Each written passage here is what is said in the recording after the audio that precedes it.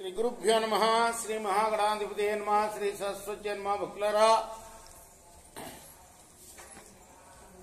మన దేవాలయంలో ప్రతిరోజు కూడా ప్రభాత పూజలు కాగానే భారతీయ ఇతిహాసం సంప్రదాయం ప్రకారం చెప్పుకున్నాం. ఇందులో భాగంగా నేటి వరకు మనం ఆది సభారణ్య విరాట ఉద్యోగ భీష్మ ద్రోణ కన్న శల్య సౌప్తిక స్త్రీ పర్వాలనే 11 పర్వాలు పూర్తి చేసి 12వదైన శాంతి పర్వంలో 110 అధ్యాయాలు పూర్తి చేసి 111వ అధ్యాయంలో 49వ శ్లోకం వరకు చెప్పుకున్నాం. 50వ శ్లోకం నుండి కొనసాగిద్దాం. కొనసాగించే ముందు వ్యాస భగవాను ప్రార్థన చేసుకుందాం. వ్యాసాయ విష్ణు రూపాయ వ్యాస రూపాయ విష్ణవే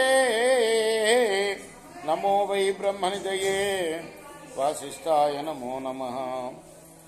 నారాయణం నమస్కృత్య నరం చైవ నరోత్తమం దేవీం సరస్వతిం వ్యాసం తతో జయముదీరయేత్. సమర్థ సద్గురు సాయినాథ్ మహారాజ్ की जय. సరోషస్త్వధశార్దూలః శ్రుత్వా గోమాయుచాపలం బభూవామర్షితో రాజా వదంచాస్య వ్యరోచయత్. గోమాయు అంటే నక్క యొక్క చాపల్యాన్ని విని శార్దూలం కోపం పట్టలేకపోయింది. దాన్ని చంపాలని కూడా అనుకున్నది. ఛిద్రంతు తస్య తదృష్ట్వా ప్రోజుస్తే పూర్వమంత్రిణః సర్వేషామేవ సోస్మాకం వృత్తిభంగే ప్రవర్తతే నిశ్చిచ్చైవ పునస్తస్య తే కర్మాణ్యపి వర్ణయను.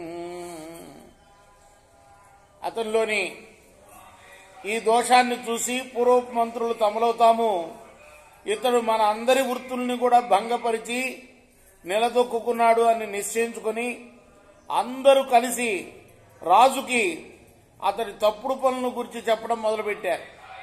ఇదంతస్యే దృశ్యం కర్మ కింతేన కృతం భవేత్ ఋతస్య స్వామినా పూర్వం యాదృశ్యేనైవ తాదృశః మహారాజా. ఇతడు ఇటువంటి పని చేశాడంటే మరి ఇంకేం చేయకుండా ఉంటాడు అతను. అతను ఎటువంటి వాడని ప్రభువులు పూర్వం విన్నారో వాడు అటువంటి వాడు కాదు. వాంగ్మాత్రైనైవ ధర్మిష్ట స్వభావేన తు దారుణః ధర్మచద్మాశయం పాపః వ్యధాచార పరిగ్రహ. అతడు కేవలం మాటల్లోనే ధర్మిష్ఠుడు, స్వభావంలో క్రూరుడు సుమా.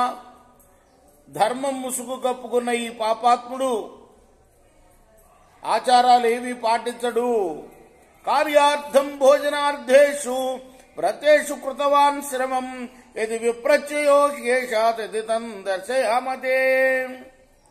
తన పని కోసం తన తిండి కోసం అతడు వ్రతాలు చేస్తూ శ్రమ పడుతూ ఉంటాడు. ఇది మీరు నమ్మకపోతే ఇదిగో మీకు దాన్ని చూపిస్తాం అన్నారు. తన్మాంసం చైవ గోమాయో తైక్షణాదాశు దౌకితం మాంసాపనయనం జ్ఞాత్వా వ్యాఘ్ర శ్రుత్వా చ తద్వచః ఆజ్ఞాపయామాస తదా గోమాయుర్వజ్జతామితి. ఇలా అనగా అని వాళ్ళు తక్షణమే ఆ మాంసాన్ని గోమాయు వద్ద నుండి తీసుకుని వచ్చారు. మాంసాన్ని దొంగిలించాడని భావించి వారి మాటలు విని వ్యాఘ్రం గోమాయువుని వధించమని ఆదేశించింది. శార్దూలస్య వచః శ్రుత్వా శార్దూల జననీ తతః మృగరాజం హితైర్వాక్యై సంబోధయితుమాగమత్ పుత్రనైతత్వయోగ్రాహ్యం కపడారంభ సంయుతం. శార్దూలం యొక్క మాటలు విని దాని తల్లి మంచి మాటలతో నచ్చ చెప్పడానికి వచ్చింది. కుమారా, ఇది కపట ప్రయత్నంతో కూడుకొని ఉన్నట్లున్నది, దీన్ని నువ్వు పట్టించుకోకు. కర్మ సంఘర్షగైర్దోషై దుష్యేతా శుచిభిః శుచి నోచ్రితం సాతే కశ్చిత్ ప్రక్రియా వైరకారిక. పనుల ఒత్తిడి చేత కలిగిన దోషాల చేత మలిన మనస్కులైన వారు నిర్దోషిని దోషిగా చూస్తారు. ఒకానొకడు ఇతరుల ఔన్నత్యాన్ని సహించలేడు. ఈర్ష్యే వైరానికి కారణం సుమా అని చెప్పింది తల్లి. రేపు మనం 60వ శ్లోకం నుండి కొనసాగిద్దాం. కృష్ణార్పణమస్తు. సాయి కృష్ణార్పణమస్తు. స్వస్తి ప్రజాభ్య పరిపాలయంతాం న్యాయేన మార్గేణ మహిమహీషా గోబ్రాహ్మణేభ్య శుభమస్తు నిత్యం. లోకా సమస్తా సుఖినో భవంతు. కృష్ణార్పణమస్తు. సాయి కృష్ణార్పణమస్తు.